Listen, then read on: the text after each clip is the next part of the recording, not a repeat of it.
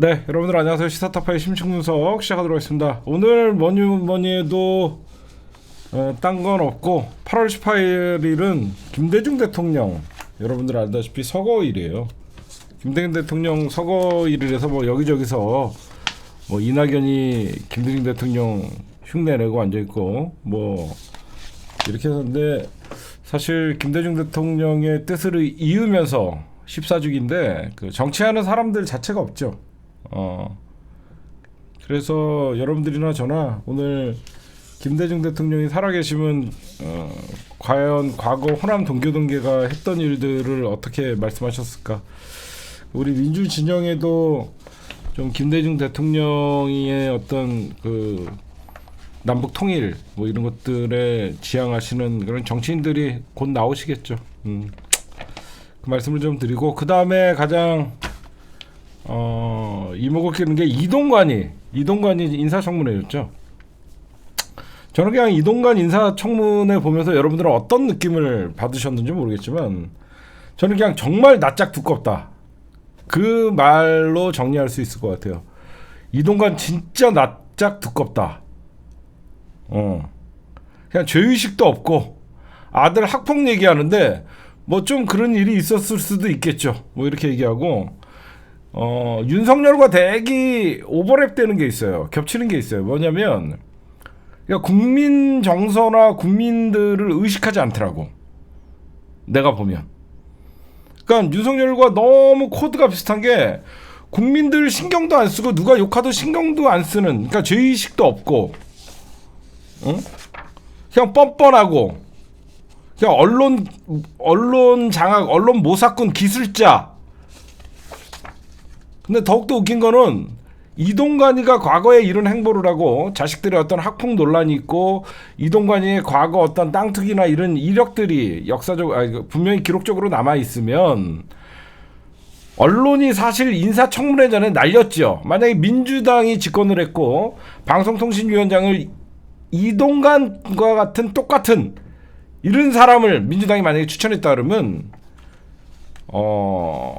아마 이동관 사퇴, 그러니까 언론 인사청문회 전에 날아갔을 거예요. 그러니까 방송과 뉴스에서 언론의 기능을 상실했어요. 그냥 검증 자체를 안 해요. 거의 누구 한 명 지명되면 아예 종편에서는 다루지를 안 합니다. 종편에서는 이동관이라는 얘기 자체가 없어요. 그나마 KBS, MBC, YTN에는 이동관 말 끊는 자체가 없어요. 가루가 됐겠죠. 장제원이가 과방위원장 하면서 여러분들은 아마 인사청문회 진행하는 거 보면서 더 열받았죠. 장제원이가 이런 얘기를 해요. 이동관 인격살이는 민주당의 마지막 발악이라고 얘기합니다. 늘 니들은 조국 장관님에게 했던 짓을 기억해야 돼. 우리 민주당에서 조국 장관님이 진짜 3대가 진짜 어떻게 보면 인격 모독을 넘어서 그냥 말살시켰어요, 가족을. 그렇죠? 국민의힘은 늘 따라다닐 겁니다. 과거 검찰과 언론과 국민의힘이 조국 가족에게 어떤 짓을 했는지, 국민의힘이 영원히 조국 장관님의 문제는 따라다닐 거다, 그런 말씀드리고, 저 언론에서 얘기하지 않는 게 있어요. 뭐가 있냐면 이거 많이 퍼뜨려 주세요. 윤석열이가 강제징용 제3자 변제한다고 난리쳤었죠. 그렇죠? 이제는 과거를 잊고 미래로 나아가자 그러면서 우리나라 기업들에게 돈을 걷어서 일본은 사과하지도 않는데 우리나라 정부가 강제징용 피해자의 돈을 물어주겠다. 이게 윤석열이가 처음에 설마 했는데, 일본에 대한 인식이나 외교에 대해 일본과 대일 외교에 대한 인식을 보여주는 첫 장면이었는데, 법정에서 이게 다 뒤집혔어요. 뭐라 그랬냐면, 일제 강제동원 피해자에 대한 정부의 제3자 변제금 공탁을 수리하지 않았어요. 한마디로 인정하지 않겠다는 거예요. 왜?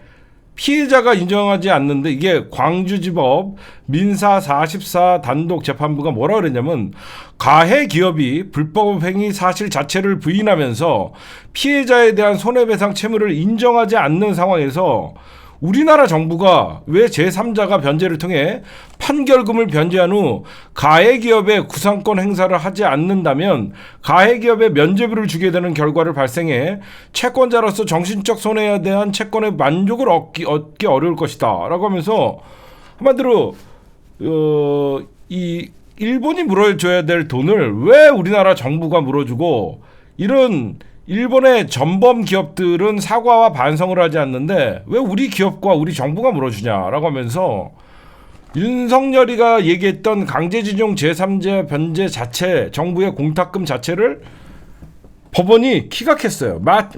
돈을 맡아주지도 않았어요. 응? 그러니까 정부가 공탁 불수리가 법원에서 내려졌기 때문에 더 이상 이런 돈을 맡기거나 제3자 변제를 얘기할 수가 없어요. 뭐냐? 윤석열이가 무리하게 추진했던 한일 관계 개선의 전체 자체가 잘못됐다고 법원이 판단한 거예요. 이게 가장 중요한 겁니다. 알겠죠? 이 과거사를 돈으로 때우려고 그랬고 윤석열이가 무리하게 피해자의 어떤 의사도 반영하지 않는 한일 관계 개선이라는 명목하에 충분한 논의도 없이 한 거를 법원이 인정하지 않겠다는 거예요. 그러니까 윤석열 한일관계 개선 전체 자체가 무너졌습니다. 전제라는. 그걸 보셔야 됩니다.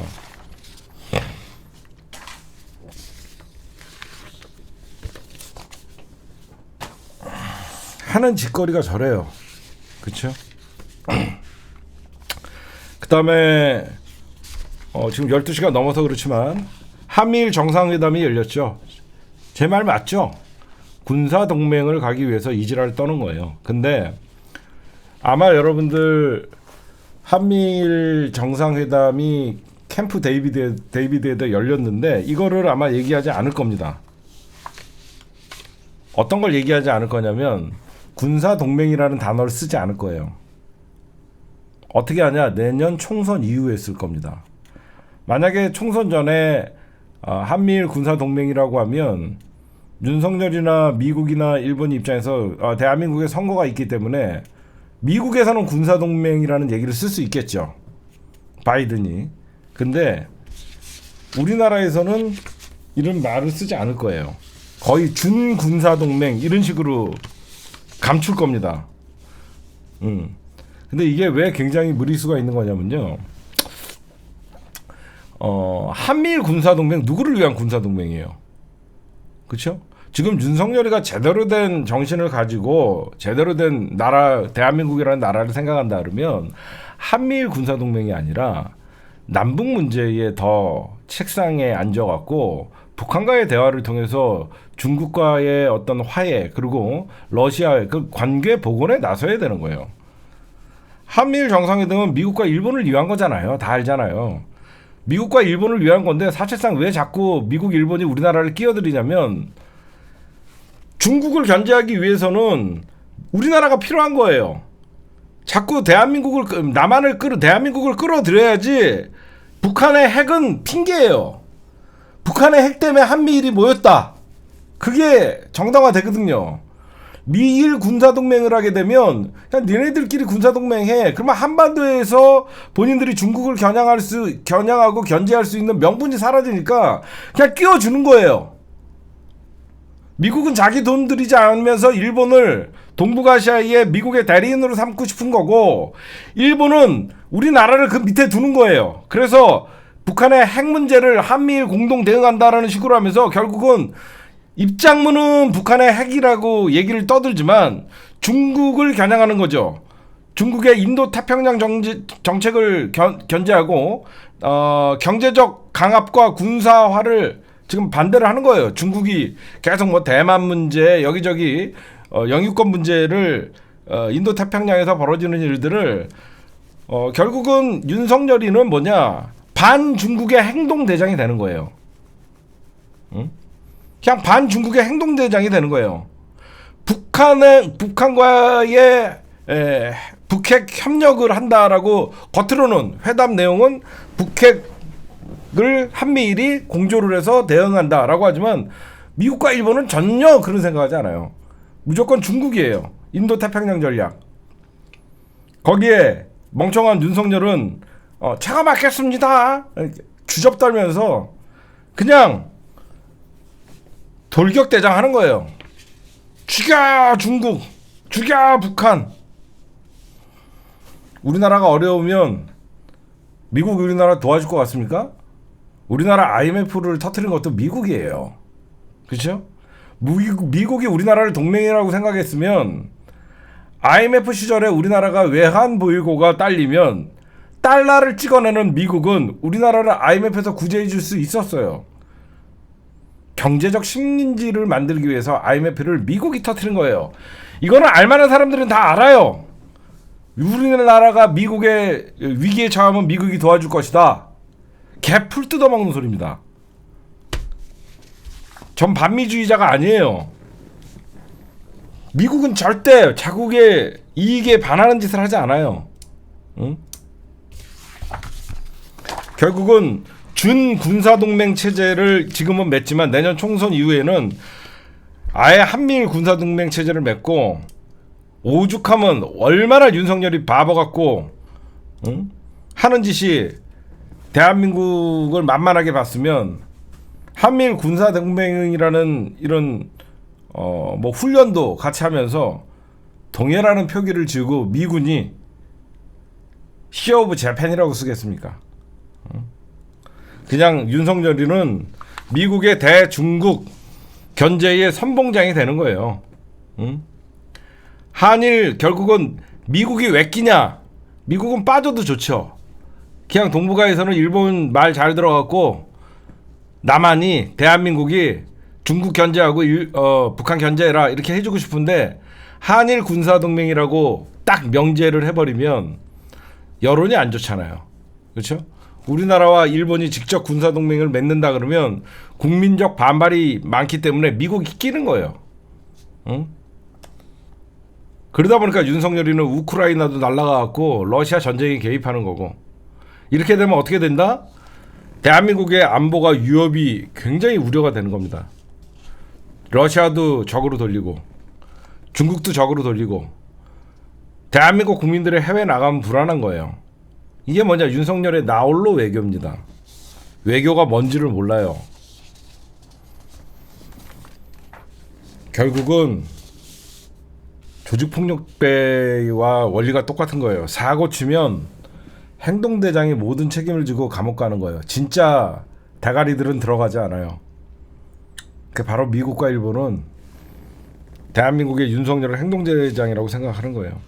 왜 이게 그러면 한미일 정상회담이 준 군사 동맹으로 가는 지름길이 교두보냐? 제가 왜 이런 얘기를 하냐면요.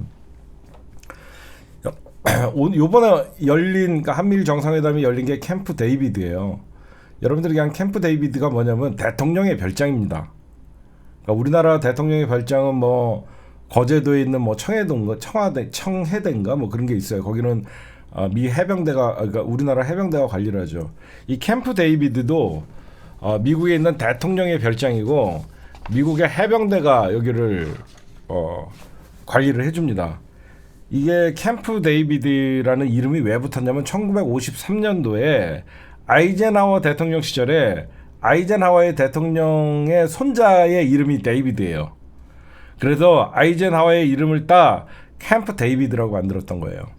근데 왜 이 캠프 데이비드에서 어떤 정상회담을 하면 사람들이 뭔가 중요한 일이 벌어진다라고 얘기하냐면 미국의 외교사를 보면 굉장히 중요한 역사적 결정이나 사건들은 이 캠프 데이비드에서 미국의 대통령이 다른 나라의 대통령들을 초청해서 협약을 하고 정말 이어나갔어요. 합의들을 했었어요.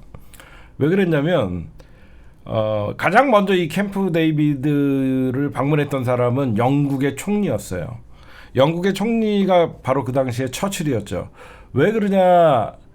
미국과 영국이 세계 제2차 세계대전에 거의 격전을 벌였던 노르망디 상륙작전을 사실 이 그 캠프 데이비드에서 회의를 해갖고 했고 이 캠프 데이비드에서는 소련과 미국이 만나서 미소의 냉전기를 좀 풀자라고 이런 얘기가 굉장히 중요한 결정을 내리거나 합의를 이룰 때 이런 데서 합니다. 그래서 여러분들이 캠프 데이비드에서 그냥 놀러 가서 만난 게 아니라 이거는 한미일이 정상이 모여서 캠프 데이비드에서 모였다는 것은 역사적으로 중요한 결정을 하기 위해서 모였다. 이렇게 여러분들도 보시면 될 것 같아요.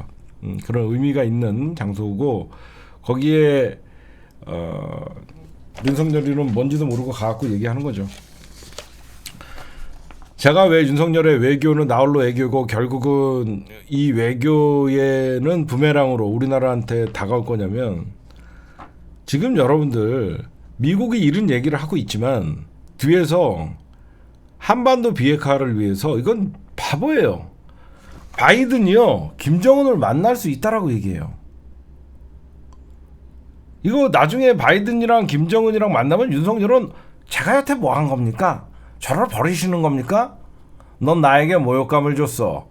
제가 무슨 모욕감을 줬습니까? 이지랄 떨어야 돼. 생각해봐. 아니 제가 뭘 잘못한 거 있습니까? 막 진짜 충성을 다해서 북한 때려잡자 멸공을 외치고 앉아있고 중국을 견제하고 러시아까지 갔다 왔는데 제가 뭘 잘못한 게 이건 완전 팽각이에요. 응? 진짜 생각을 해보세요. 한반도 비핵화를 위해서 바이든이 김정은을 만날 수 있다. 예전 같으면요 문재인 정부였다라고 생각하면 여러분들 문재인 정부였다라고 생각하면 한미 간에 긴밀한 관계를 유지하고 있고 조만간 한미 남북미 3자 회담이 열릴 수 있을 것이다. 이런 얘기가 나와요. 그렇죠? 근데 미국이 굉장히 윤석열을 중요한 파트너로 생각하면서 이런 어떤 비핵화를 위해서 얘기할 때 그냥 직접 만나겠다는 거야. 직접 만나겠다는 거예요. 뭐냐면 미국은 내년 대선이거든요. 미국 내년 대선이 조 바이든 얘기한 거 그대로 알려줄게요. 조 바이든 미국 대통령이 한반도 비핵화를 논의하기 위해 김정은 북한 국무위원장과 전제 조건 없이 만날 의향이 있다고 존 커버 미 국가안전보장회의 전략소통조정관이 어제 밝혔습니다. 그러면 또 윤석열 뭐라 그래요? 야, 저 바이든 저 날려버리는 건 되는 거야? 또 바이든이냐 날리면이냐 그거 갖고 싸워야 되는 거예요. 야, 저 새끼 왜 그래? 저 뒤통수 깐 거 아니야? 맞은 거죠, 뒤통수. 한미일 정상회담을 앞두고 생각해봐요. 내일이 한미일 정상회담이야. 근데 미국의 전략소통조정관이 김정은을 만날 수 있다. 이런 얘기를 해요. 미친 거죠, 미친 거. 결국은 뒤통수 맞아요.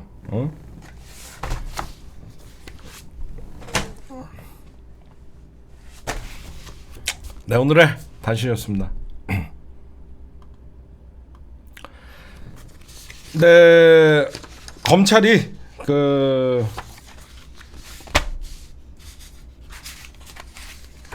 이재명 당대표 소환했죠. 백현동 사건으로.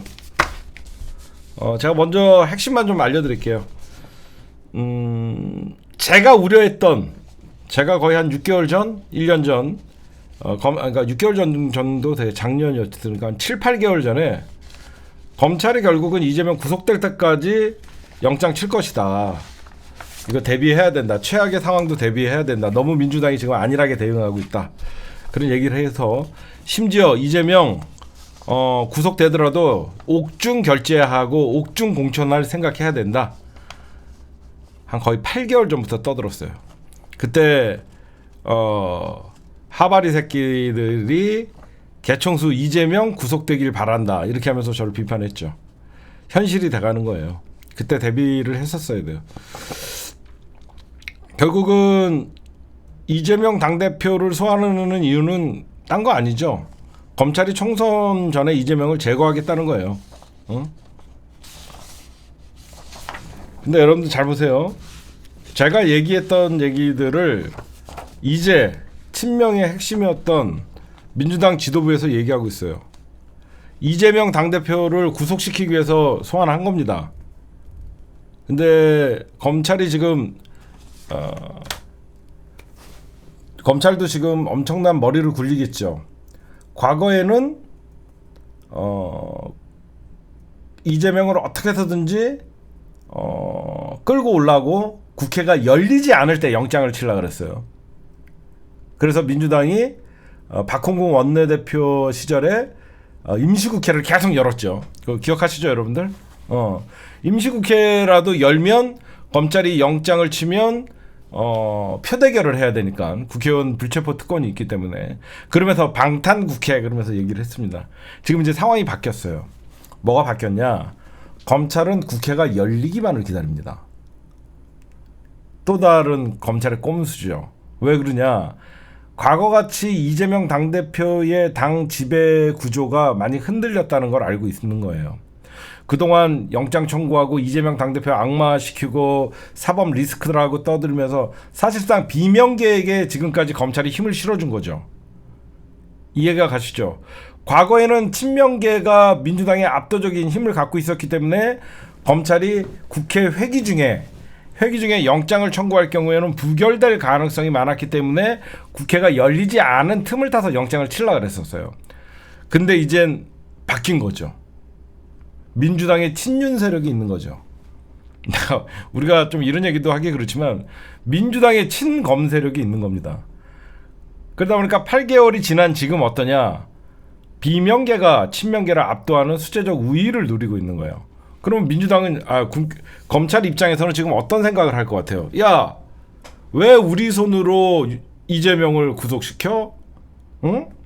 왜 이재명을 우리 손으로 구속시켜? 국회가 열리는 타이밍을 기다리는 겁니다. 그래서 민주당의 분열과 이재명의 구속을 동시에 하려고 하는 거예요. 그래서 친명 진영에서는 이제 플랜 B를 생각해야 되는 거예요. 그래서 이제 와서 플랜 B를 생각한다는 거예요. 저는 이미 8개월, 9개월 전에 플랜 B를 말씀드렸어요. 어떻게든지 검찰은 이재명을 영장을 쳐갖고 영장 치는데 그치지 않을 것이다. 결국은 끌고 가려고 그럴 것이다. 플랜 B를 생각해야 된다. 최악의 상황. 그래서 제가 이재명 당대표는 만약에 구속이 되더라도 당대표직을 유지해야 된다. 그 얘기를 계속했던 거예요.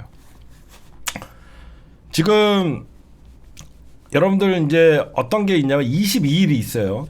8월 22일 날 이화영 전 평화부지사의 재판이 있습니다. 그 재판이 굉장히 중요한 재판이에요. 그 재판에서 이재명 당대표에게 조금만 불리한 진술이 나오면 22일 이후에 영장을 칠 거예요. 제가 보면. 그 재판을 검찰은 예의주시할 겁니다. 왜 그러냐? 지금 백현동 얼마 전에 그 검찰 어미준이가 중앙지검 반부패 수사부에서 어미준이가 이재명 당대표를 소환해서 조사를 했죠. 근데 거기서 얘기한 게 나 너무 웃겨요. 여러분 상식적으로 생각해 봅시다. 이재명 당대표가 성남도시개발이라는 어떤 공적인 기관을 제끼고 민간 사업자에게 이득을 주기 위해서 어떤 특혜를 줬다. 그게 지금 서울중앙지검 반부패수사일부 어미준이가 얘기하는 겁니다. 그래서 이런 경우에는 대부분 횡령과 배임이 같이 들어가요. 이해가 되세요? 아니 뭔가 특혜를 줬대잖아 검찰이. 성남도시개발공사가 벌어야 될 돈을 민간 사업자에게 이익을 줬다. 그러면 대부분 그렇게 민간 사업자가 가지 않아야 될 특혜를 받으면 당연히 이재명 당대표는 금품을 수수했거나 뇌물을 받았거나 돈을 받았거나 그런 정황이 나와야 되죠. 근데 검찰에 이재명 당대표를 지금 기소하려고 하는 내용을 보면 횡령이 빠져 있어요. 횡령이 빠지고 배임이에요. 너무 웃긴 거야. 아니 이재명 당대표가 뇌물을 수수했다든가 돈을 좀 받아갖고 특혜를 줬으면 좋지. 뭐하러 민간 사업자가 이뻐갖고 그냥 성남시에 돌아갈 이익을 민간 사업자를 줬어? 그래서 그걸 배임이라고 얘기합니다. 검찰은 진짜 배임과 횡령은 세트거든요. 횡령을 밝혀내지도 못하고 배임을 했다라고 얘기하는 거예요. 그러니까 지네가 봐도 이 논리로 영장은 칠 수 있지. 검사들의 지네의 특권이니까. 영장은 칠 수 있지만 법원이 봤을 때 이 사건은 이미 박근혜 정부에서 일어났고 오래된 사건이고 증거인멸에 영향이 없다라고 판단할 수 있겠죠. 검찰이 탈탈 털어갖고 이미 백현동 사건, 대장동 사건, 성남 FC 사건 얼마나 지금 엮으려고 지금 다 하고 있어요. 근데 이 사건만 가지고는 법원에서 만약에 영장 실질 심사를 이재명 당대표가 받더라도 이거 갖고 구속사유가 될 것 같지 않으니까 그래서 이화영 평화부지사의 22일 재판에 뭐 시켰다 안 시켰다 그래서 증거인멸을 넣으려고 하는 것 같아요. 제가 보니까. 이 사안 갖고는 이재명 당대표가 무슨 증거 지네가 이화영 전 평화부지사 잡아놓고 거기에다가 이재명 당대표가 도주의 우려가 있으니까 대한민국의 제1야당에 당대표가 도주의 우려가 있습니까? 이거는 구속사유가 안 되거든요. 그래서 얼마 전에 검찰이 강압적인 회유와 협박에 의해서 이화영 전 부지사가 자기가 그 진술서를 썼다 그런 얘기를 했었거든요. 근데 그걸 가지고 당연히 민주당 입장에서는 검찰의 어떤 피의자를 회유하고 압박하니까 당연히 이거는 민주당 관계자들이 검찰이 회유했냐 안 했냐 이거는 진실 규명을 위해서 이화영 전 평화부지사를 찾아가서 만날 수가 있는 문제잖아요. 그거를 갖고 왜 국민의힘과 검찰이 언론 플레이를 하나 했더니 바로 그겁니다. 이재명 당대표를 구속시키지 않으면 계속 이화영을 회유할 것이다. 검찰이 회유해놓고 증거 조작을 하기 위해서 회유해놓고 이재명과 측근들이 민주당에서 이화영을 회유를 한 것이다. 이런 식으로 오히려 오리발을 내밀기 위해서 지금 검찰이 사전 구속영장 청구 이후에 법원의 심리까지도 지네가 보는 것 같아요. 이제 와서 우리 친명 핵심들 이재명 유사시 옥중 공천론, 옥중 결재론 이런 얘기를 합니다. 이것도요. 우리 민주당 지도부 너무 안일하게 생각하지 마세요. 이재명 당대표가 만약에 검찰에 의해서 구속이 당하면요. 민주당은 또 여기서 소용돌이에 휘말려요. 왜 그러냐면 어떻게 당원 당규를 해석할 것이냐. 정치적인 탄압에 의해서 끌려갔다고 하면 당연히 당대표직을 유지할 수 있지만 이게 조금이라도 사법 리스크다라고 판단을 할 경우에는 이재명 당대표 자리가 빌 수밖에 없어요. 그래서 지금 당무위원회라고 있죠. 그 당무위원회에 가장 큰 힘을 발휘할 수 있는 게 바로 조정식 사무총장입니다. 그래서 제가 사무총장을 그래서 예전에 민주당에서 어떤 쇄신 요구를 비명계에서 할 때 사무총장 바꾸려고 그렇게 노력을 했던 거예요. 근데 저걸 제가 그때 우리가 사무총장 절대 바꾸면 안 된다. 그래서 이 당원 당규에서도 이런 정치적 탄압이라는 규정을 확실히 해놓고 이게 할 필요가 있는 거고요. 절대 제가 이재명 당대표 이제 검찰이 이제 그거를 노리는 거예요. 뭐냐? 여러분 잘 생각해 보세요.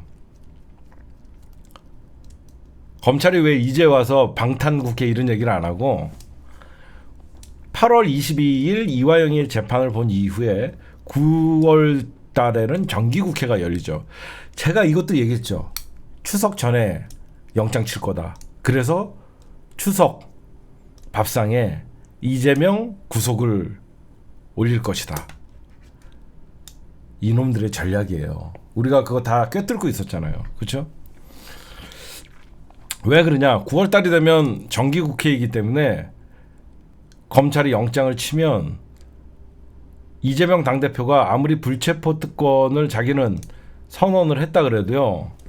민주당이 투표를 해야 되는 거예요. 무슨 말씀인지 아시겠어요? 국회의원은 불체포 특권이 있기 때문에 이재명 당대표는 내가 영장 실질심사 받으러 가겠다 라고 얘기를 해도 국회에서 투표를 하게 돼요. 그러면 뭐가 일어나냐? 검찰은 이재명 사법 리스크를 띄우면서 민주당을 아예 박살낼 수 있는 기회가 오는 거예요. 이게 무슨 말이냐면 만약에 국회에서 투표를 했는데 민주당에서 찬성표를 던져갖고 이재명 당대표 체포에 동의를 하면 조중동이 뭐라고 쓸 것 같습니까?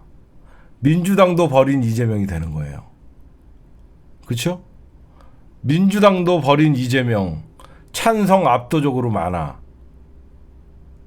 이걸 노리는 거예요. 당연히 친명 진영이나 우리는 반대를 해야 된다라고 얘기하지만 검찰이 이걸 노리는 거예요. 만약에 민주당 의원들이 이거는 비명계도 이거는 좀 아니다 그래갖고 반대를 하면 또 방탄국회. 검찰은 손해날 짓이 아니죠. 그쵸? 비명계가 정신 차려갖고 반대 불체포 특권을 체포동의안을 반대를 하면 민주당 이번에도 방탄국회. 검찰은 손해볼 게 없는 거예요. 응?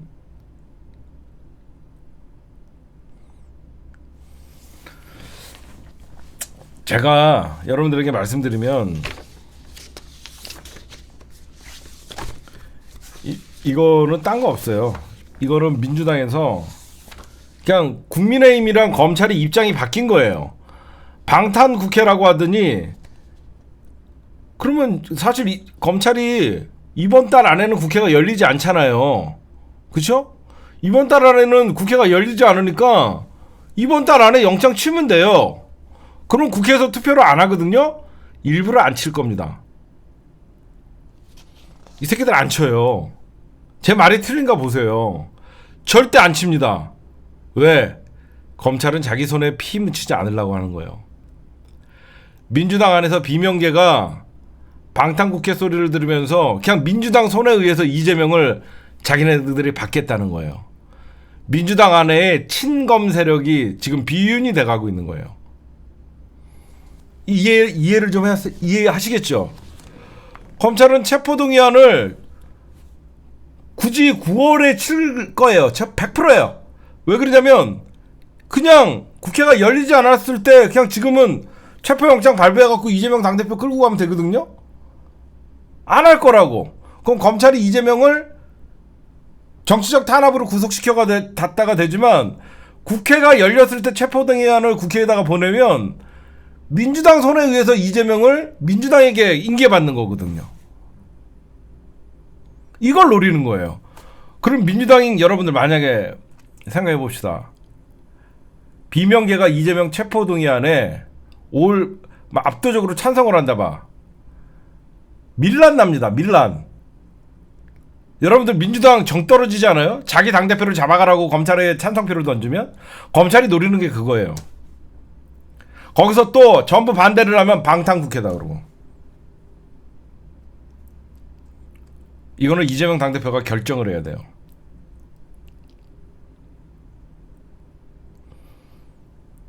이거는 어차피 영장실질심사를 이재명 당대표는 지금 각오를 하고 있고 플랜 B를 가동해야 됩니다. 이놈들이 또 저를 욕할지 모르지만 이거는 이재명 당대표가 선수를 쳐야 돼요. 플랜 B 뭐냐? 검찰이 국회 회기 중에 영장을 치면 이재명 당대표가 전부 찬성해달라고 오히려 미리 얘기를 해야 돼요. 그렇죠? 당당히 검찰과 맞서겠다. 이재명 당대표가 민주당 분열을 막으면서도 할 수 있는 게 나 검찰에게 당당하게 영장 실질심사 받겠다. 민주당 당론으로 체포동의안 찬성해달라. 그러면 검찰에게 한 방 매기는 거예요. 그렇죠? 검찰에게 한 방 매길 수 있는 거예요. 응? 그래야지 이재명 당대표가 나를 희생하면서 왜 그러냐면 이게 표대결로 가면 불리해요. 이재명 당대표가 승부수를 던져야 돼요. 지금 원내대표나 이번에 대의원제 정상화 만드는데도 압도적으로 지금 숫자가 밀리는데 여기서 이재명 당대표가 또 반대하겠지라고 했다가 민주당이 찬성을 하면 이재명 당대표가 동력이 떨어져요. 이재명 승부수 던져야 돼요. 민주당 최고위랑 이쪽에 당론으로 검찰이 영장 청구하면 영장 실질심사 받겠다. 검찰이 찬성표 던져주겠다 이렇게 해야 돼요. 지금 이거 안 던지면 제가 보면 플랜 B를 괜히 숫자에서 밀려서 이재명 당대표가 민주당 비명계에 의해서 검찰에 끌려가는 모습을 보이면 민주당도 버린 이재명이 돼요. 그렇죠? 민주당도 버린 이재명이 됩니다. 그러고 나서 이제 민주당 최고위나 지도부는 뭘 준비해야 되냐면 이 플랜 B에서 검찰이 구속시켜도 이재명은 당대표를 유지할 수 있게끔 만들어 놓으면 됩니다. 그러면 오히려 검찰이 부담스러운 거예요. 옥중 결재를 하고 야권 지지자들은 뭉치게 돼 있고 검찰과 더욱더 투쟁에 힘이 받는 거예요. 그렇죠? 여러분들이 이제 지금까지도 검찰의 형태를 알면서 비명계가 어떤 놈들인지 알면서 반대해 주겠지 희망 고문하면 안 돼요. 비명계는 민주당이 아니에요. 지금 검찰과 한편이에요. 비명계가 그래도 이재명 지켜주겠지 안 돼요. 만약에 비명계가 찬성표를 던져갖고 여러분들 이재명 체포동의안에 부결을 시키면 아니 가결을 시키면 여러분들이 비명계 가만둘 것 같아요? 여러분들 가만둘 거냐고. 자기 당대표를 잡아가라고 찬성표 던져주는 새끼들 그 인간들을 여러분들이 민주당이라고 여러분들 가만둘 것 같냐고. 절대 가만두지 않아요. 응?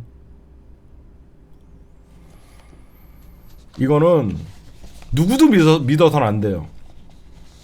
누구도 믿어서는 안 되고 이재명 당대표가 법원에 영장실질심사를 당당히 받겠다라고 하면서 검찰과 맞서야 돼요. 지금은 괜히 비명계에게 이재명 당대표의 목숨을 그들에게 칼자루를 주면 안 됩니다. 그렇죠? 오히려 검찰이 영장을 청구하면 이재명 당대표가 선수를 쳐야 돼요. 검찰에게 한 방 매겨야 돼요. 저는 불체포 특권을 포기한다고 선언을 했고 저를 위해서 민주당이 혼란스러울 수 있기 때문에 당론으로 저의 체포동의안에 체포를 해달라고 의원님들에게 부탁합니다라고 얘기하면서 법원에 영장실질심사를 기대하겠습니다. 여기서 만약에 법원에서 기각이 나오면 이재명의 승리야. 그쵸? 승부수죠. 법원이 100% 구속시킬 수 있다라는 생각을 하면 안 돼요. 이렇게까지 이재명은 당당하게 맞섰고 법원에서 영장이 기각되는 순간 검찰은 죽는 거죠. 비명계와. 그게 정치 탄압이었다라고 다시 올 수 있는 거고. 이재명 당대표는 여기서 승부수를 던져야 돼요. 제가 보면. 웃기잖아요. 여태까지 방탄국회라 그러면서 이재명 체포하려 그러면 국회 연다라고 난리쳤는데 이제는 검찰이 국회 열리기를 기다리고 있다. 법원을 어떻게 믿어요? 저런 한심한 소리 좀 하지 마세요. 법원을 믿으라는 게 아니죠. 응? 법원을 믿으라는 게 아니죠. 법원도 못 믿어요. 법원과 검찰을 못 믿으니까 승부수를 던지라는 거예요. 민주당의 비명계를 못 믿고 검찰을 못 믿고 법원을 못 믿으니까 그 누구도 믿지 못하니까 이재명 당대표가 승부수를 던져갖고 그래서 지금 민주당 최고위에서 옥중 공천이라는 소리가 나오는 거예요. 그쵸? 옥중 공천이라는 소리를 내가 하는 게 아니에요. 저는 예전부터 이 얘기를 해줬고 민주당 지도부가 지금 얘기하는 거예요. 제가 말씀드리고 싶은 것은 법원을 믿으라는 게 아니라 이재명 당대표가 던질 만한 승부수라는 거예요. 뭐냐? 법원에서 기각되면 검찰이랑 민주당의 비명계는 작살나는 거고 설사 구속이 된다 그래도 이재명 당대표직을 유지하라는 거예요. 이게 뭐냐? 민주당이 체포동의안에 찬성을 해서 이재명이 끌려가면 당대표의 동력이 없어요. 민주당도 버렸는데 무슨 당대표직을 유지하느냐가 된다는 거예요. 무슨 말씀인지 아시겠어요? 제 말 이해하셔야 돼요. 민주당에서 너 잡아가라고 찬성표 던졌는데 이재명 당대표가 옥중에서 무슨 공천을 하고 하냐 그러면서 이재명 당대표 힘 자체가 없어지는 거예요. 그런데 검찰과 이재명 당대표 스스로 말한 것도 있고 나는 불체포 특권을 포기하겠다고 이미 얘기를 해버렸기 때문에 민주당 의원들에게 절대 검찰이 체포영장이 들어오면 전부 찬성해 주십시오 라고 하면 과거에 이재명 당대표 얘기한 거와도 명맥상 유지가 되고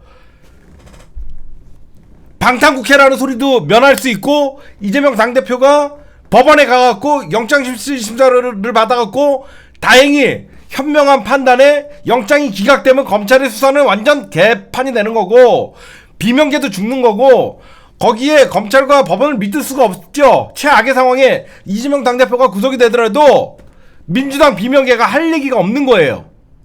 그쵸? 민주당 비명계가 할 얘기가 없는 거죠.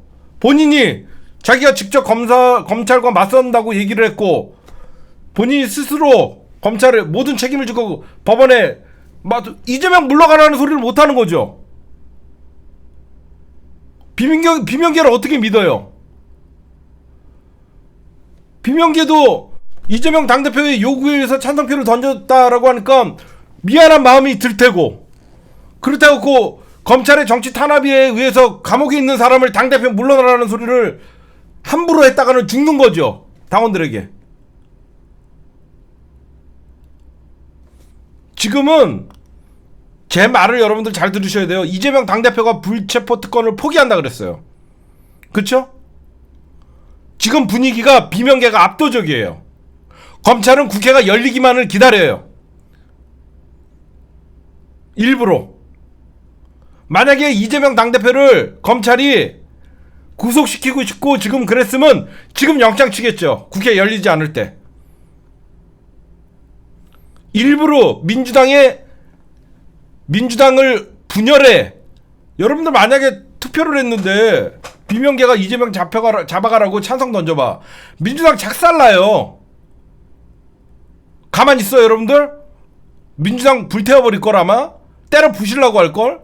정말 민주당에 불이라도 지르고 싶은 마음들이 생길 거라고. 절대 그렇게 하면 안 되지만. 그래서 여러분들이 보시면 중요한 거예요. 그쵸? 이게 예전에는 방탄이라고 떠들더니 그래서 민주당 지금 벌써 지도부에서 9월 영장 청구에 플랜 B를 가동을 해야 돼요. 가동 소리가 나오고 있고. 근데 제가 취재를 해봤더니 이재명 당대표는 내년 공천까지는 절대 의지가 강합니다. 전 솔직하게 여러분들 말씀드리고 싶은 건 뭐가 있냐면 욕을 먹어도 말씀드릴게요. 이재명 당대표가 아무리 견디기 힘들어도 12월까지는 버텨줘야 돼요. 12월. 응? 12월. 그게 무슨 말이냐? 12월이면 거의 공천이 끝나요. 1월까지 내년 초까지만 버티면 이재명 당대표가 공천 마무리까지만 하면 비명계도 이재명 물러나가라는 소리 못해요. 진짜로. 내년 1월이면 경선 그 다음에 거의 공천의 윤곽이 이재명 당대표가 지금 저렇게 외롭게 싸우는 이유는 민주당의 체질을 개선하기 위해서예요.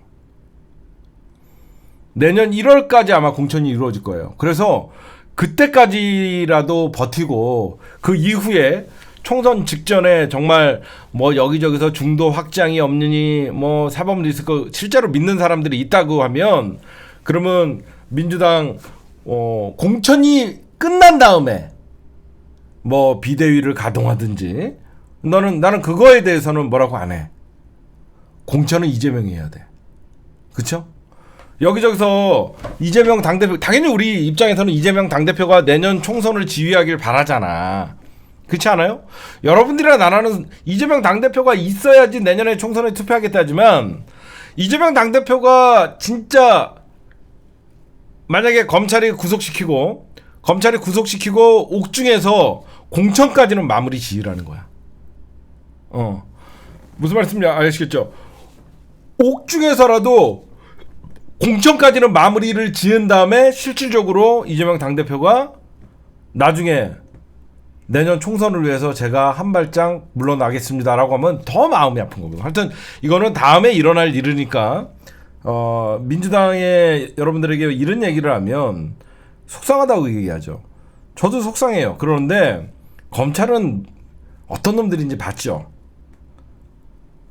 이번에 민주당에서 이재명 당대표는 아마 제가 알기로는 승부수를 던질 거예요. 이재명 당대표는 승부수를 던질 것이고 민주당 최고위가 잘해야 돼요. 최고위가 플랜 B를 가동해야 돼요. 그 플랜 B가 뭐냐면 바로 대의원제의 정상화예요. 여러분들 왜 내가 대의원제를 정상화를 꼭 시켜놔야 된다라고 얘기하냐면요. 만약에 이재명 당대표가 구속이 돼서 바로 당권을 잡는 사람이 누구예요? 이재명 당대표가 구속이 됐는데 저들이 워낙 힘이 세갖고 이재명 당대표를 날리려고 하면 비상으로 박광원이가 잡아요. 그쵸? 박광원이가 당대표 역할을 합니다. 근데 민주당의 당원 당규에 의하면 당대표가 거리가 되면 2달 안에 전당대회를 열게 돼 있어요. 2달 안에.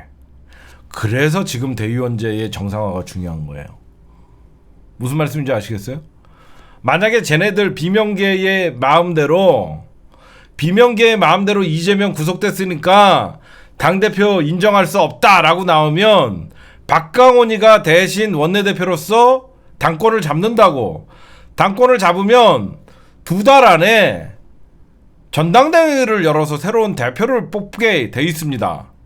만약에 내년 총선이 4월인데 12월에 당대표가 날아갔어. 그러면 전당대회 열 시간이 없으니까 비대위 체제로 가자. 이게 먹히지만 지금이야 내년 총선이 멀고 검찰의 탄압에 의해서 가서 이재명 당대표가 옥중에서 당대표 역할을 하면 좋겠지만 여기저기서 새로운 당대표 전당대회를 생겨서 뽑자라고 하면 대의원제를 폐지를 하면 쟤네들이 당권을 못 잡거든요. 이제 이해가 가세요? 그래서 제가 대의원제의 정상화 1대1 구도를 빨리 만들어 놓으면 쟤네들이 이재명 당대표를 칠 수도 없어요. 어떻게 보면 이재명 당대표를 살리기 위해서라도 대의원제의 정상화를 당원당규 개정을 작년부터 하라 그런 거야. 내가 이걸 작년부터 해놨으면 이재명 당대표가 체포동의안이 아무리 날라와도 민주당은 반대를 할 수밖에 없어요. 응?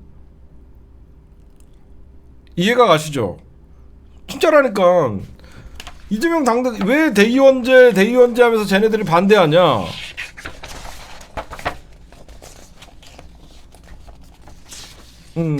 여러분들의 말씀드릴게요 여기. 응? 지금 여러 가지 여의도 호사가들이 얘기를 해요. 응? 전당대회는 전국 대의원대의 줄임말인데 지금 대의원이 16,000명이에요. 민주당의 권리당원은 뭐 130만이야 이런 얘기가 하고 있어요. 응? 지금 보면 뭐 김은경 혁신안 그 빨리 이거를 지금 민주당이 이슈를 올려야 되는데 여기 보세요. 읽어드릴게요. 당원당규를. 지금 이재명 대표님의 거취에 관련한 시나리오가 3가지가 있습니다. 잘 들어오세요. 첫째, 우리가 가장 원하는 이재명 대표 체제로 총선은 치르는 방안. 이거는 민주당의 친검 세력, 비명계는 저는 친검 세력이라고 생각해요. 이 비명계나 검찰이 원하지 않죠. 어떻게든지 그러면 왜 쟤네들은 이재명 체제로 절대 총선을 못 치르게 하려고 국민의힘이나 검찰이 그러냐? 이재명은 대선 후보였어요. 이재명이 지휘하는 총선은 대권 후보가 전국을 다니는 것은요 파급 효과가 되게 큽니다. 그래서 1, 2% 지지율 그 지역에서 올리는 건 일도 아니에요. 이재명이 나타났다고 하면. 근데 국민의힘 당대표는 사실 인지도도 없는 김기현이에요. 그렇잖아요. 이재명 대 김기현을 비교를 하면 누가 봐도 이재명에게 관심이 쏠리는 거예요. 총선 구도 자체가 이재명과 민주당이 유리해요. 그렇기 때문에 어떻게든지 이재명을 날려야만 여러 가지 국민의힘에서는 내는 총선 전략의 핵심이라고 생각하는 거예요. 이재명 당대표를 지지하는 77.77%의 강력한 지지층이 투표를 포기할 것이고 일부는 투표를 포기할 것이고 일단은 이재명이 전국을 다니면서 유세를 하는 건 막을 수 있고요. 우리가 원하는 건 첫째, 이재명 대표 체제로 총선을 치르는 길. 두 번째, 시나리오가 뭐냐. 이재명 대표가 자녀 임기 8개월 이상 남기 시점에서 사퇴를 하는 방안. 이거는 쟤네가 원하는 거죠. 비명계가. 이 경우 당원 단계에 따라 박강원 원내대표가 당대표 직무대행을 하고 지금 여러분들 알다시피 이재명 당대표의 임기는 이제 거의 10개월 이상 남았잖아요. 그렇기 때문에 당대표의 자녀 임기가 8개월 이상 남긴 시점에서는 아직 8개월이 이재명 당대표의 임기가 8개월 이상 남았기 때문에 이재명 당대표를 만약에 검찰이 구속을 시키더라도 민주당은 원칙적으로 2개월 이내에 조기 전당대회를 열어야 돼요. 새 지도부를 선출해야 됩니다. 여기에 걸리는 거예요. 이 비명계가 여기에서 자꾸 이게 브레이크가 걸리는 거예요. 어떻게든지 8개월, 그러니까 이재명을 내치면 박강원이가 직무대행은 하지만 이재명 당대표의 자녀 임기가 8개월 이상 남았기 때문에 원칙을 깰 수는 없잖아. 그래서 2개월 이내에 조기 전당대회를 열면 당연히 대의원제를 유지하면 지네가 미는 사람이 됩니다. 그쵸? 만약에 현재의 대의원제의 표의 등가성을 가지고 전당대회를 하면 이 16,000명에 의해서 사실 전당대회가 좌지우지 될 수 있어요. 근데 민주당 혁신안이 날라왔어요. 근데 비명계에서도 할 말이 없죠. 이런 혁신이 띄우자고 했던 혁신하자고 얘기했을 때 요구를 이재명 당대표에게 한 게 비명계였거든요. 근데 비명계의 요구를 이재명 당대표가 들어서 김은경 혁신위원회가 떴던 거예요. 그래서 김은경 혁신위원이 민주당이 현재 권리당원의 표 60표 이상의 가치가 대의원 한 표다. 이거는 잘못됐다. 그리고 민주당의 최고 의결 기구는 전당원 투표다. 뭐든지 민주당은 최고 의상 결정 기구로는 전당원 투표로 해야 된다. 이거예요. 그래서 여기까지는 아마 이해하셨을 거예요. 그래서 쟤네들이 대의원제의 표의 정상화를 시킬 경우에는 당연히 정청래 의원이나 이재명 당대표가 미는 사람이 나오면 100% 되잖아. 그러니까 지네가 당권을 잡고 싶어갖고 공천권을 휘두르고 싶은 거야. 근데 이 대의원제가 1대1이 되는 순간 정청래가 오면 더 골치 아파. 그러니까 이걸 어떻게든지 무마시키려고 하는 거예요. 세 번째 시나리오. 이재명 대표가 연말이나 내년 초에 사퇴하고 비대위의 체제로 총선을 치르는 방안이다. 민주당은 지난해 대선 패배 후 비대위를 거쳤었죠. 그래서 이 세 가지인데 경우의 수가 있겠죠. 어떻게 되든지. 근데 중요한 거는 우리 이재명 당대표가 내년 총선은 내가 책임지겠다는 의지가 확고합니다. 내년 총선은 내가 책임지겠다는 의지가 확고합니다. 그래서 비명계가 지금 머리가 아픈 거예요. 검찰이 구속영장을 치면 이재명 당대표를 검찰에 넘겨줘도 우리는 살아남지 못할 것 같고, 그렇다 그렇고 이재명 당대표가 구속이 되더라도 이재명 당대표가 사퇴를 안 하면, 이재명 당대표가 대표직을 유지하면, 그러니까 이재명 당대표를 계속 압박을 해도 이재명 당대표가 물러서지를 않으니까 내년 총선 직접 책임지겠다라고 직접 확고한 의지, 여기저기서 물어봐도 이재명은 확고하다, 내년 총선 책임지겠다, 이런 얘기가 들으니까 비명계는 머리가 아픈 거죠. 이러지도 저러지도 못하고. 근데 결국은 민주당 안에서 왜 이런 일이 벌어지냐? 공천이에요. 그렇죠? 비명계, 친명계 싸우는 이유 딴 거 없어요. 공천이에요. 대의원제 폐지 정상화시키자, 하지 말자, 결국은 공천이에요. 제가 조금 이따 국민의힘 얘기도 할 거지만 국민의힘도 마찬가지예요. 국민의힘도 왜 수도권 참패론 이런 거 나오냐면요, 공천이에요.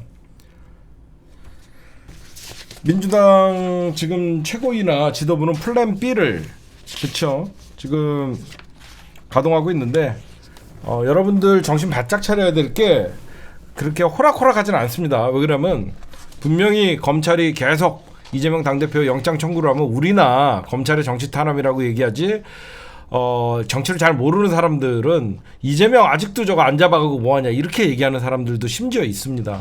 그러다 보니까 계속 사법 리스크 하면서 떠드는 거예요. 언론이 이재명에게 호의적이지 않잖아요. 그렇죠? 결국은 민주당 지도부가 지금부터는 어떻게 해야 되냐, 이런 사법 리스크를 검찰의 탄압이라고 하면서 검찰의 총선 개입이라고 하면서 맞서서 싸워야 돼요. 지금 진짜로. 응? 웃기잖아. 얼마 전까지만 해도 검찰이 구속영장 치면 민주당이 반대해서 방탄국회라 그러더니 그러면 국회 안 열릴 때 영장 치면 되는데 이 새끼들이 오히려 국회 열리는 걸 바라잖아. 그건 뭐야? 비명계가 이제 검찰과 한통속이다라고 우리는 볼 수밖에 없다. 그쵸? 이재명이 잡혀가는 걸 원하는 민주당의 세력이 있다.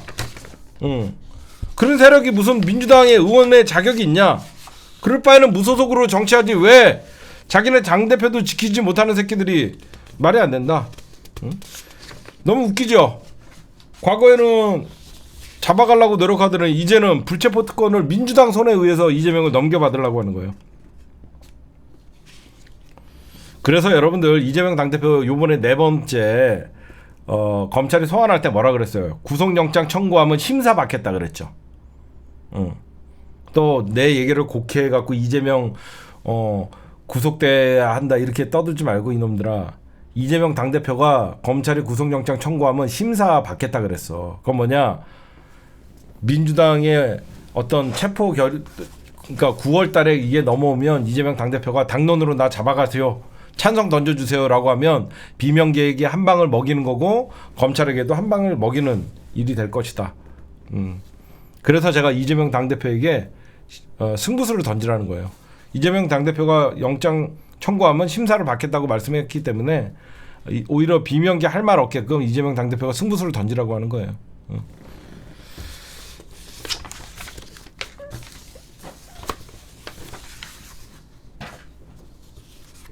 그래서 이재명 당대표가 비회기 때 청구하라고 한 거예요. 니네 나 구속영장 청구하려면 비회기 때 해라 라고 했는데 검찰이 오히려 못됐죠. 검찰은 인간이 악마 집단이에요. 이제는 자기네들이 비명계에서 자기네 뜻을 따라서 이제 선거가 10월달 이전에 어떻게든지 쳐야 되니까 비명계에서는 검찰이 일부러 이제는 지금이라도 영장 치면 잡아갈 수 있거든요. 안 잡아가잖아요 이 새끼들. 일부러 9월 정기국회 열릴 때까지 기다리는 거예요.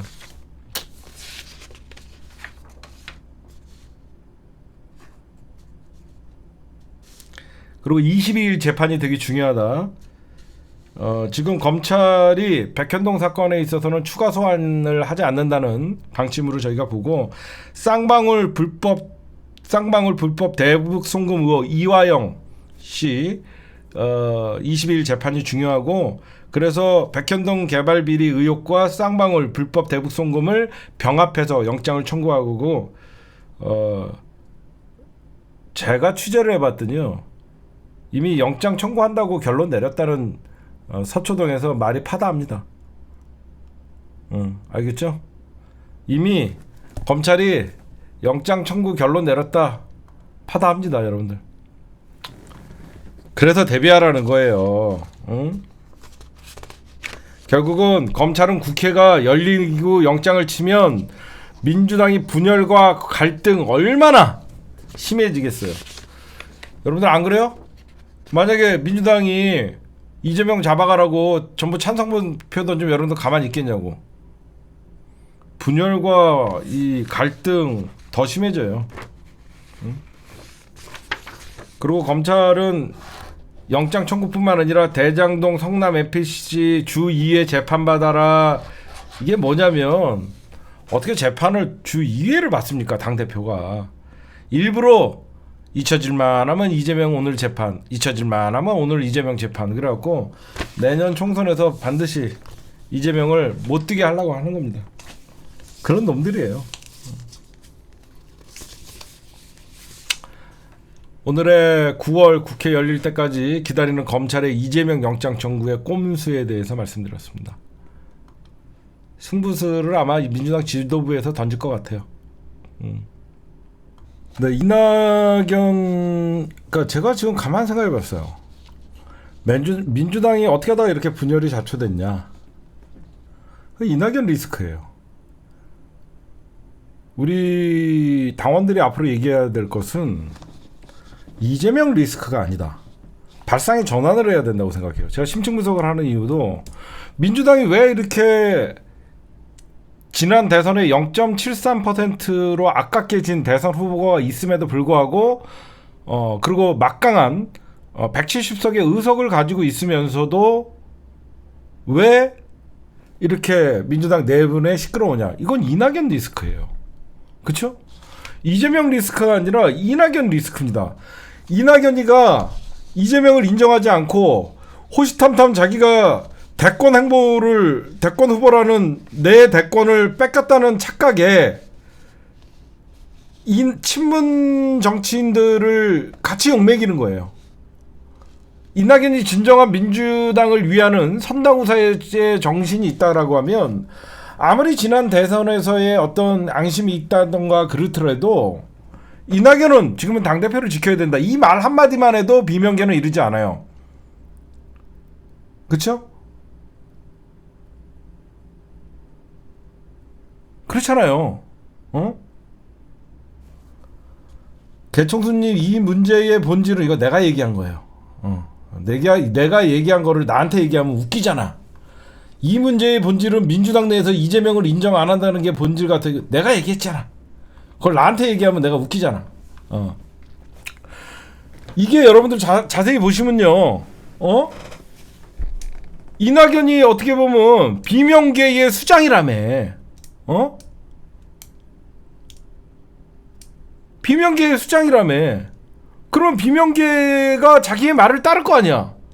그러면 지금은 이재명 당대표 위주로 똘똘 뭉쳐서 내년 총선을 치러야 된다. 이 한마디만 하면 민주당은 검찰이 체포영장을 치든 말든 걱정 안 해요. 지금 이낙연이 뭐하고 다닙니까?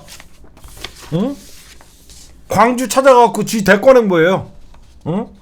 그래놓고 이낙연 민주당의 혁신 길 잃어 제2의 DJ가 필요해. 자기가 제2의 DJ라는 거야.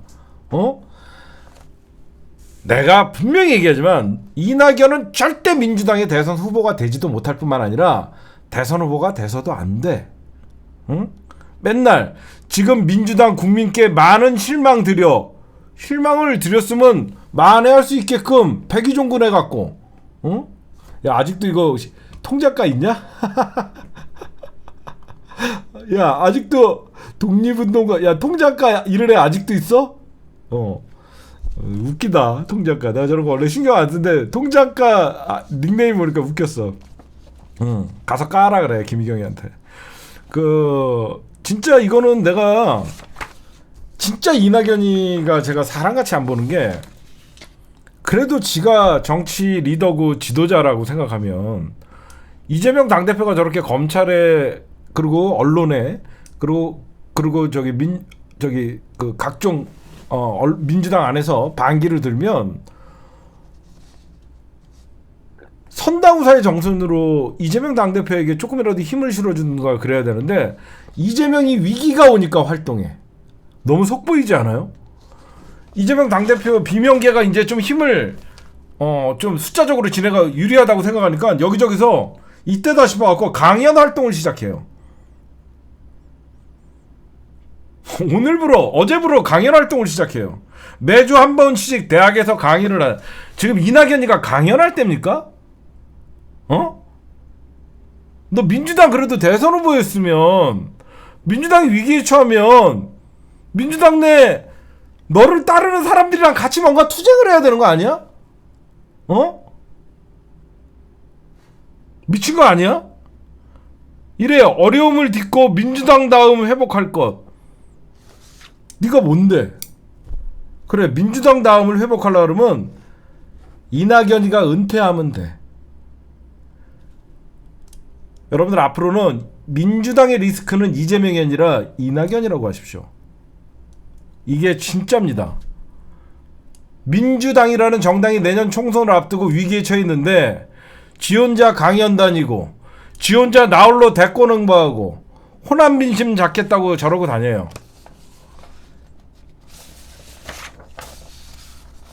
민주당 당원과 지지자들의 말은 진짜 듣지도 않고 윤석열 지지자에게 윤석열에게 투표했던 자들에게 응원을 받으면서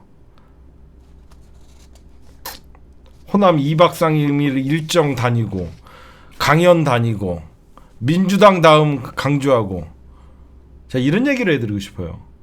이낙연이가 지난 대선에서 패한 이유 본인만 몰라요. 이낙연은 민주당 다음이 없기 때문에 당원들의 지지를 못 받은 거예요. 제 말 맞죠? 이낙연을 여러분들이 왜 안 찍었습니까? 문재인 정부의 초대 국무총리이고 든든하다 그러면서 얼마나 우리가 이낙연을 응원해 줬습니까? 그랬더니 이낙연이가 왜 갑자기 저는 이낙연은 친노 친문의 정치인이라고 생각하지 않았어요. 근데 갑자기 문재인 대통령의 지지율을 본인이 계승하는 것 같이 반사이익을 받아갖고 아무것도 한 게 없는 이낙연이가 갑자기 대권 이대로 가면 대권 후보가 될 것 같아서 제가 이낙연 검증받아야 된다 그랬었어요. 이낙연의 추락은 민주당 당대표 시절부터예요. 지 혼자 지금 존재감 민주당 민주당이라는 거대 정당의 당대표는 지금 검찰에 목숨을 내놓고 싸우고 있는데 지 혼자 여기저기 다니면서 존재감을 드러내고 있어요. 이게 바로 해당행위라는 거예요. 그렇죠? 이게 바로 해당행위라는 거예요. 이재명 당대표가 리더십이 흔들리니까 이제 와서 몸 풀어요. 흔들리지 않게 옆에서 보조를 맞춰주는 게 민주당 다운 거죠. 제2의 DJ라고 하면서 지가 제2의 DJ인 척해요. 기가 막힙니다.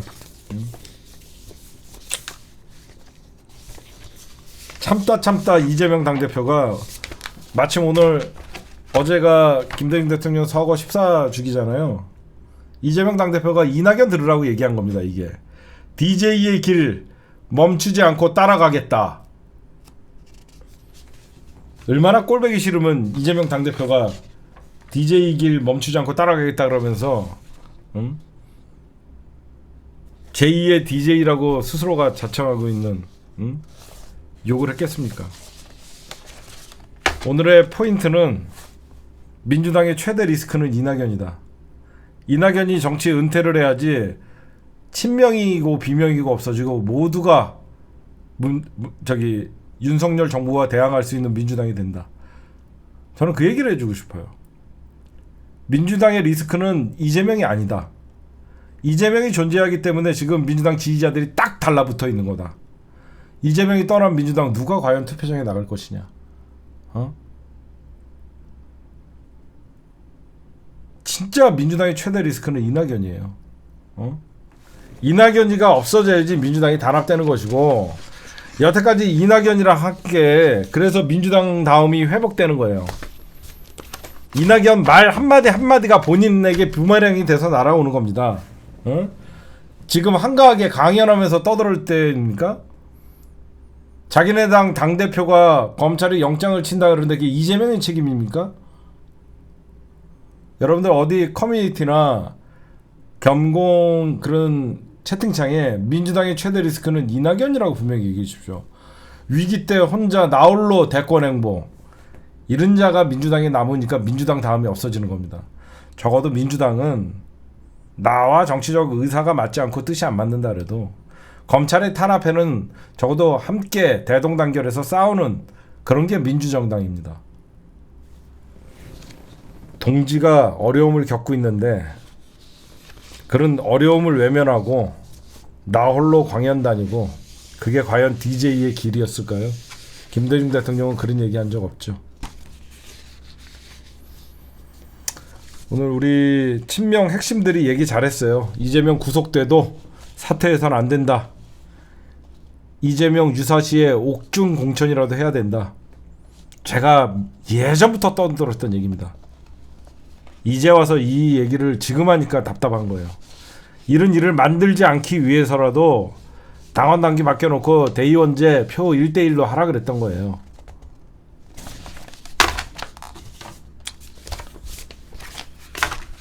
그리고 아니나 다를까 김태우 제가 예견했었죠. 이제 강서구청장 또 나온다고. 윤석열이가 강서구청장 김태우 나오게 하려고 사면해 준 거예요. 예비후보 등록을 벌써 했습니다.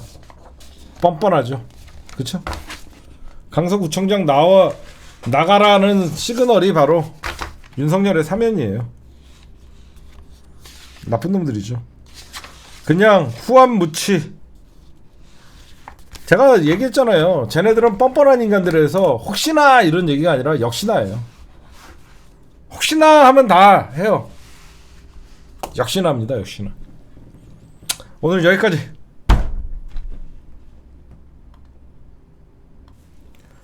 네, 민주당도 이런 분란이나 여기저기서 이제 검찰이 이재명 당대표를 건드리는 것도 결국은 총선이죠. 그렇죠? 결국은 총선입니다. 국힘당은 한가할까요? 아니죠. 얼마 전에 여러분들 윤핵관으로 불리는 이철규가 승선이라는 발언을 했어요. 한마디로 윤핵관에게 반대하면, 윤석열에게 반대하면 같이 갈 수 없다. 공천 배제시켜야겠다. 이런 얘기였어요. 그랬더니 윤핵관에 들고 싶어하는 사람이 있습니다. 누구냐면 윤상현이에요. 박근혜를 누나라고 불렀던 윤상현. 한때 윤핵관에 들고 싶었지만 윤핵관이 받아주지를 않죠. 선거가 끝났으니까. 근데 지금 국민의힘이 어떤 게 윤석열과 현재 윤핵관이 뭘 착각하고 있냐면요. TK 지역의 민심만 들어요. 희한하더라고. 국민의힘 관계자들의 얘기를 들어보면 진짜 여러분들 수도권 다니면요 윤석열 찍겠다는 사람 없어요. 진짜로. 아마 강남 3구 그리고 송파 이 정도 빼고 아마 민주당이 수도권에서 아마 크게 이길 수 있을 거예요. 민주당이 수순만 잘하면. 근데 국힘당은 지금 현재 윤핵관도 사실 숫자적으로는 열세예요. 근데 윤핵관이나 윤석열이가 워낙 세게 청와대에서 압박을 하니까 뭐 비핵관이라고 그 중간 지대에 있는 사람들이나 반핵관 이 사람들이 사실 숫자가 적어 보일 뿐이지 국민의힘의 전체적인 파일을 보면 오로지 총선이에요. 국민의힘도. 근데 국민의힘은 여전히 괜찮다. 윤핵관이나 이렇게 얘기하는 거는 TK 민심만 봐요. 그런데 막상 수도권의 지역구를 갖고 있는 비록 국민의힘이 수도권에서 의석이 6석인가? 그거밖에 안 될 거예요. 6석인가 7석인가 그거밖에 안 되는데 걔네들은 국회의원 배지를 고고 한 6명이나 7명밖에 못 달고 있지만 이번에 수도권에서 도전하는 사람들은 엄청 많잖아요. 서울이 몇 석이죠? 49석인가 50석인가 그 정도 되죠. 응? 근데 그 사람들 입장에서는 저 엉뚱한 소리 한다. 제가 요번에 기대하는 건 뭐가 있냐면요. 송파도 잘하면 우리가 이제는 가져올 수 있겠더라고. 송파도. 송파도 잘하면 우리가 갖고 올 수 있는, 그러니까 강남 3구는 못 가져와요. 강남 3구는 못 가져오는데 이번에 선거 잘하면 송파도 갖고 올 수 있는 확률이 있어요. 근데 쟤네들은 지금 결국은 수도권에 있는 국민의힘 당협위원장이라고 하죠. 다음 총선에 나갈 사람들. 이 사람들은 누가 봐도 윤석열 이렇게 했다간 우리 죽는다. 그런 얘기를 계속 시그널을 날리는 거예요. 야, 너는 모르는데 너 맨날 TK나 이쪽 사람들 얘기나 듣고 그러니까 국민의힘이 내년 총선에서 잘할 수 있다 이런 얘기나 들은지 너 수도권 돌아다녀봐라. 물가 올라가고 지금 먹고 살기 공실 자영업자들 죽어나가고 결국은 내년 총선은 경제가 심판하거든요. 그렇죠? 결국 여러분들 내년 총선은 경제가 심판해요. 여러분들 주변에 아우 요즘 장사 잘 돼 있어요? 없어요. 폐업하지 못해서 진짜 죽지 못해서 하는 사람들도 많고, 자영업자 중에서는 이미 가게 문은 닫은 지 오래됐는데 폐업 신고를 못해요. 왜? 대출금을 일시 상환을 해야 되니까. 특히 이게 가장 심각한 게 서울, 경기, 인천. 서울, 경기, 인천에 아마 125석이 쏠려 있어요. 그래서 지금 국민의힘에서 수도권과 영남은 다르다 이 개새끼들아, 왜 맨날 영남 소리만 듣고 그렇게 아니란 생각하냐. 그래서 좀 수도권에 통할 만한 나국상이나, 지네끼리는 나국상이 수도권에서 통한다고 생각하나 봐요. 그래서 나국상이나 뭐 한동훈이나 빨리 좀 수도권에서 각 지역 선대본부장을 좀 만들자 계속 요구를 하는 거예요. 근데 윤석열이나 이런 애들이 생각할 때는 반기를 든 애들에게는 공천을 줄 수 없다, 이런 얘기하는 거예요. 아마 내년 이제 수도권에서는 윤석열 마케팅은 없을 겁니다. 원래 이번 총선 같은, 내년 총선 같은 경우에는 대통령의 지지도가 높으면 전부 국회의원 출마하는 후보자들이 대통령과 같이 찍은 사진을 후보자들이 꼭 걸어요. 근데 그것만 봐도 분위기를 알 수 있습니다. 내년 총선에서 과연 강남을 제외한 수도권에서 누가 윤석열과 찍었던 사진을 지역구에 걸 수 있겠냐 이거죠. 그래서 제가 지금 민주당이 이재명 당대표의 검찰 소환 영장 청구 뭐 사법, 언론이 이렇게 떠들어서 그렇죠. 국민의힘 싸움 나면요, 쟤네는 그냥 분당이에요. 이준석, 유승민은 대놓고 분당 소리가 나오고 있고요. 함께하지 못할 것 같다라는 얘기. 그러니까 민주당은 어떻게 해서든지 이재명 체제로 갈 것이냐, 비대위 체제로 갈 것이냐라고 하면서 적어도 분당 소리는 나오지 않아요 아직. 근데 국민의힘은 싸움은 분당이에요. 그렇죠. 쟤네 옛날에 친박연대 막 지네끼리 만들고, 그래서 지금이야 윤석열이가 힘이 있어 보이지만 총선의 시간이 점점 다가올수록 아마 윤핵관의 힘보다는 수도권 의원들의 목소리가 커질 것이고, 거기에 그래서 한동훈 소리가 끊임없이 나오는 거예요. 근데 제가 볼 때는 한동훈은 나오지 않는다고 봐요. 왜 그러냐면 내년 총선 이후를 생각해야 되기 때문에 아마 한동훈이는 그 총선 이후에 대부분 겪는 게 뭐냐면 레임덕 현상이 오잖아요. 그렇죠?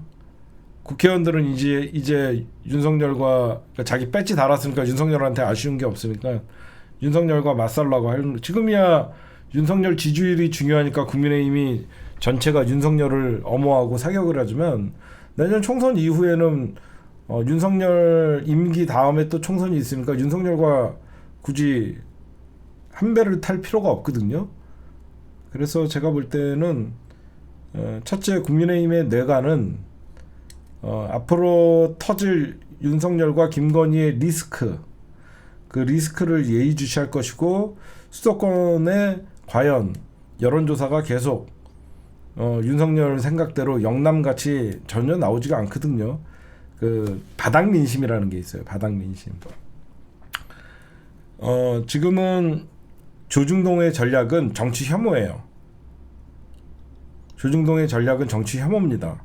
그래서 국민의힘이 워낙 못하니까 국민의힘이나 민주당이나 이렇게 하면서 물타기를 해요. 정치 혐오로 지금 바닥을 긁고 있는데, 여러분들 그런 게 있어요. 내년 총선의 경제 폭망론을 가지고 총선을 치르면 어떤 게 있냐면, 침묵하는 다수들이, 그러니까 자기 정치 의사 표현을 하지 않는 사람들이 집권 여당을 심판하는 경향이 굉장히 많아요. 정치 혐오가 돼서 무당층이 늘어나지만 그 무당층이 과연 국민의힘의 이로운 무당층이냐? 그거는 저는 절대 아니라고 보거든요. 그렇죠? 여러분들도 생각하잖아요. 정치 혐오를 뉴스나 그 국민 갈라치기를 하면서 정치 혐오를 올리기 때문에 무당층에 올라가거든요. 그 무당층이 과연 윤석열에게 호의적으로 무당층으로 전락한 사람이 있냐? 아니에요. 결국은 윤석열에게 기대를 많이 했지만 실패를 많이 한 사람들이 지금 무당층에 남아 있고, 경제적 이슈에 있어서 올 하반기나 내년 미국은 또 연준에서 금리 인상의 소리가 나오기 때문에 대한민국의 현재 경제 수장이나 대한민국의 한덕수 체제로는 돌파구가 없어요. 돌파구가 없습니다. 경제는 아무리 언론을 조작해도요, 경제는 체감하는 거거든요. 그게 가장 윤석열이가 아킬레스건이에요. 우리나라가 지금 수출이 늘어나고 경제가 다시 활성화 조짐을 보이고 있습니다 라고 하면 사람들이 더 분노하는 거예요. 개뿔 지랄하고 자빠졌네, 장사는 더 안 돼 있고. 경제는요 몸으로 느끼는 거예요. 물가 지수와 몸으로 느끼는 거기 때문에 아무리 언론에서 조작을 해서 경제 좋아졌다 그래도 욕만 뒤지게 먹는 거예요. 그래서 내년 총선은 결국은 미국 연준에서 금리를 한 차례 더 인상을 하게 되면 우리나라 물가가 지금도 엄청나게 피부에 와닿잖아요. 근데 그 물가를 잡기 위해서는 한국은행도 지금 금리 차이가 2% 정도 나잖아요. 그 금리 차이를 극복하기 위해서라도 한국은행도 금리를 0.25 정도는 올릴 수밖에 없는 상황이 되면 우리나라 전체적으로 다 물가가 올라가고, 더욱더 대한민국 경제가 더 어려워지는 이유 중에 하나가 뭐냐면요, 지금 석유값이 되게 올라가고 있어요. 석유값이 종전에 한 배럴에 그 서부 텍사스 중진류 기준으로 70달러 정도 됐었어요. 석유값이 한 70달러 정도 됐었는데, 예전에 제가 심층 분석에서 그 얘기 해드렸죠. 사우디의 독자 행보. 그건 뭐냐면 오페크 플러스라는 게 있다 그랬죠. 거기에 러시아가 포함된다. 거기에서 이제 그 미국이 원하는 원유의 생산을 감산을 했어요. 원유가 이제 미국의 마음대로 통제가 안 되는 거예요.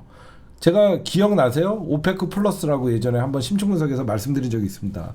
그 오페크 플러스라는 게 미국과 그 사우디 중동국가 플러스 러시아의 인도 뭐 이런 몇 개국이 포함이 돼 있기 때문에 미국은 증산을 요구하죠. 그렇죠? 싼 값의 원유를 써야 되니까.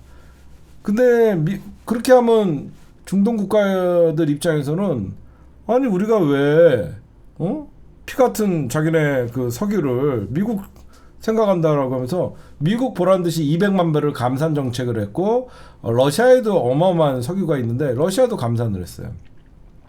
그래서 지금 전체적으로 여러분들 기름값 오르고 있죠. 그렇죠? 전체적으로 기름값 오르고 있어요. 아마 주의하다 보면 여러분들 기름값 막 1,700원 넘어가고 아마 그럴 거예요. 곧 제가 보면 2,000원까지 비슷하게 갈 겁니다. 그래서 정부가 지금 세수가 없는데도 그 보조금을 끊지 못하고 계속 연장하는 거예요. 결국은 석유값이 올라간다는 것은 원자재 값이 올라가는 거예요. 그렇죠? 우리나라가 수입을 해서 또 제조를 해서 해야 되는데 수입 물가가 올라가니까 모든 물가가 같이 상승할 수밖에 없어요. 그러면 어떻게 해요? 수입 물가가 올라가니까 모든 원자재 가격이 상승하면 제품의 가격도 올라가고, 제품의 가격이 올라가니까 물가가 올라가고, 그럼 물가가 올라가려 그러면 가장 경제 이론에서 물가 잡는 법은 금리를 인상하는 것인데, 금리를 지금 인상했다가는 지금 가계 부채 폭발할 수 있고, 그 PF 대출 있죠. 프로젝트 파이낸셜, 그런 어떤 부동산에 관련된 대출들이 폭발할 수 있기 때문에 윤석열 정부가 굉장히 힘든 거예요, 지금. 경제적으로 어떤 이런 경제가 안 좋으면 가장 중요한 게 국가의 재정 능력 확보입니다. 지금 경제가 굉장히 안 좋아. 우리 지금 우리나라가 국가 부채가 좀 늘어나더라도 경기 활성화를 통해서 다시 세수를 걷어들이는 선순환 구조를 만들어야 되는데, 지금 윤석열 정부는 지네는 돈을 아낀다고 얘기하면서 필요한 곳에 돈을 안 쓰는 거예요. 그래서 돈이 돌지가 않아요. 예를 들어서 어떤 게 가장 체감되는 윤석열 정부가 잘못하고 있냐면 이재명 당대표가 만들었던 경기 지역 화폐라고 있습니다. 그게 예전에는 한도가 50만 원이었어요. 그리고 거의 10%를 그러니까 50만 원어치를 충전을 하면 45만 원만 입금을 하면 되는 제도였어요. 그러니까 서민들에게는 그 지역 화폐가 거의 10% 정도 세일하고 들어가는 거죠. 45만 원으로 50만 원의 어떤 그 경제적으로 10% 그러니까 5만 원의 이득을 보면서 시장에서 장도 보고 어떤 그 지역 화폐를 쓸 수 있었는데 그 10% 정도 해줬던 거를 6%, 5% 이렇게 그 낮춰가면서 그리고 한도도 50만 원에서 30만 원 이렇게 줄이고 있다라고 하더라고요. 그러니까 유가는 우리 마음대로 할 수가 없잖아요. 우리가 석유가 나오지 않으니까. 일단 유가가 올라간다는 것은 원자재 가격이 상승하고 원자재 가격이 상승하다 보면 우리나라의 어떤 제품 가격의 상승에 따라서 물가는 올라갈 수밖에 없고 그렇다 그래갖고 정부가 돈을 풀 수 있는 재정적으로 여유가 있지 않고요. 재정적으로 여유가 없다 보니까 그 재정적 국가 재정의 악화는 초부자들에 대한 법인세 감세 그리고 부동산 세수 부동산 거래가 지금 일어나지 않으니까 양도세, 취득세 이런 것들이 부동산 세수에서도 많이 어떤 지방세 그리고 국가에서 세수가 줄어드니까 세수 확보가 예전에 문재인 정부 때는 오히려 홍남기가 세수를 얼마나 거칠 것인가를 잘못 판단해서 오히려 더 많이 거쳐서 국가 세수가 남은 적이 있어요. 근데 윤석열은 뻔히 국가 세수가 펑크가 나는데도 불구하고 부자들의 초감세 그리고 부자들에게 어떤 그 자식에게 돈을 증여하는 증여세 감면을 주고 그러면서 자기네들은 돈을 아낀다 그러면서 여기저기서 시민단체 보조금 쪼이고 앉아있고 그러니까 이 경제가 정부가 잘 생각을 해야 되는 거예요. 국가 부채가 늘어나더라도 통화량을 급증시켜갖고 경제가 활성화되면 결국은 여러분들 우리가 과자를 하나 사거나 소주를 한 병을 사 먹던가 맥주를 하나를 먹어도 전부 거기에 세금이 붙거든요. 그러면 내수 경제가 활성화되면 결국 국가의 세수가 늘어나요. 세수가 늘어남으로써 사실상 국가의 재정적인 적자는 우리가 거시경제로 보면 굉장히 좋은 현상이거든요. 그래서 일본이 여러분들 30년, 40년 가까이 이렇게 잃어버린 30년, 잃어버린 40년 하면서도 전 세계적으로 일본이 경제 대국을 이룰 수 있었던 이유는 일본이 내수를 확장시켰던 거예요. 일본이 내수를 확장시키면서 그러니까 내수를 확장시키면서 탄탄하게 내수 위주의 경제 구조로 일본도 예전에는 무조건 전 세계에서 일본 제품 안 쓰는 나라가 없을 정도의 수출로 먹고 사는 나라고 그 수출로 어마어마한 돈을 벌어들여서 해외에 투자를 하면서 미국의 어떤 영화사 각종 건물을 사들이고 그런 시절이 있었어요. 그러다 보니까 일본에서 너무 경기가 좋으니까 부동산 거품이 불었었고 일본의 부동산 거품은 집이 아니라 상가였어요. 상가. 그래서 일본이 왜 갑자기 잃어버린 20년 30년이 되냐면요. 일본은 집값도 올랐지만 집값의 폭등이 아니라 일본의 각종 상가들 80년대 90년대 엄청난 일본이 수출의 호황을 누릴 때 일본이 해외에서 그 관광객들이 많이 들어오고 그럴 때 일본은 가게만 차리면 장사가 되는 그런 구조였거든요. 그래갖고 우리나라의 말로 치면 권리금이었죠. 그런 권리금이 어마어마하게 붙으면서 상가 버블이 생겼던 거예요. 그런데 미국의 어떤 어디죠? 무슨 호텔이에요? 프린스 호텔인가요? 이름이 제네바 뭐죠? 미국이 일본 한방 먹인 거.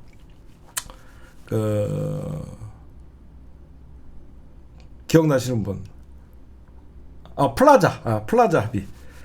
플라자 호텔에서 합의를 그 플라자 합의라는 게 뭐냐면 일본이 수출을 호황을 누렸었던 게 일본의 자국의 화폐의 단위를 절상을 했었어요. 절하를 했었어요. 그러니까 우리나라가 지금 만엔에 10만 원이면 일본의 호황이 되면 일본이 여러분들 그게 무슨 말이냐면 일본이 경기가 되게 좋아. 그렇죠? 전 세계적으로 경기도 좋고 일본이 막 수출도 잘 되면 일본 돈의 가치가 올라가야 되는데 일본이 인위적으로 엔화의 절하를 계속했어요. 정부가. 정부가. 왜냐면 자기네 돈의 값어치를 조금씩 떨어뜨려야지 수출하는 사람들 입장에서는 더 많이 더 싼 값에 수출을 할 수 있으니까 일본의 수출 전략이 엔하 전략이었어요. 엔화 절상이었어요. 절하 전략이었어요. 그러니까 미국이 일본 니들 그런 식으로 하냐. 그래서 플라자 합의를 해서 일본의 돈을 엔화 절상으로 만들어 버리는 거예요. 그러니까 일본의 돈의 가치를 확 올려버린 거예요. 그러니까 일본이 과거에는 우리가 이 볼펜 하나는 대한민국 돈 1,000원이면 수입을 했었는데 일본의 그 돈 단위가 올라가는 바람에 1,500원이 드는 거예요. 그렇죠? 그렇잖아. 일본에 우리가 옛날에 만엔이면 일본의 돈 가치가 지금 뭐 10대 1 정도밖에 안 되니까 우리나라 10만 원이면 만엔을 구입할 수 있었는데 만약에 일본의 환율이 막 올라가는 바람에 막 1,500원까지 갔어. 그러면 우리나라 15만 원을 가져가야지 일본 돈 만엔을 갖고 오니까. 그러니까 아무래도 그 무역하는 사람들 입장에서는 불리하잖아요. 그래서 그때부터 이제 일본이 어떤 하향세를 그 수출도 약간 타격을 입고 하향세를 그리기 시작하면서 일본의 그 버블이 붕괴가 되기 시작했던 거예요. 그 플라자 합의 이후에. 그래서 일본이 막 그때부터 이제 부동산 여기서 빵빵 터지고 그 상가들의 버블이 막 빵빵 터지면서 막 여기저기서 부채 대란이 일어나고 그러면서 이제 일본이 오랫동안 그 침체기를 겪으면서 일본이 뭘 강화했냐면 내수를 활성화시켰어요. 여러분들 일본 가면 좀 특이한 게 있어요. 여기 일본 사시는 분들 있을지 모르겠지만 우리나라는 거의 현금을 안 쓰죠. 일본은 아직도 한 50% 정도가 현금을 써요. 우리나라는 진짜 거의 현금 안 쓰잖아요. 다 카드잖아요. 음료수 하나를 사도 카드 내잖아요.